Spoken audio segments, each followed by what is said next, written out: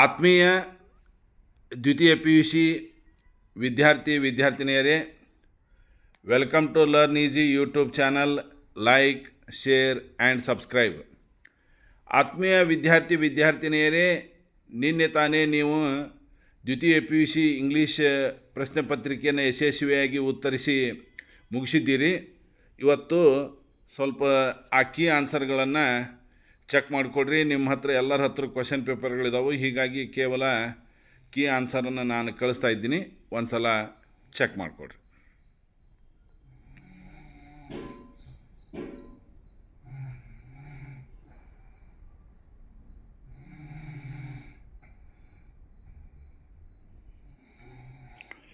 Slow ಆಗಿ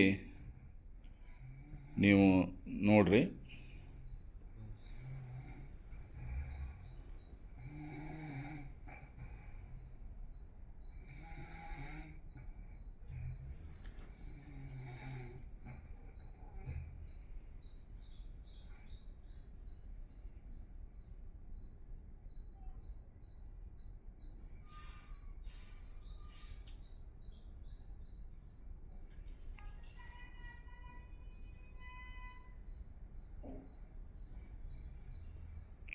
Thanks for watching Learn Easy YouTube channel.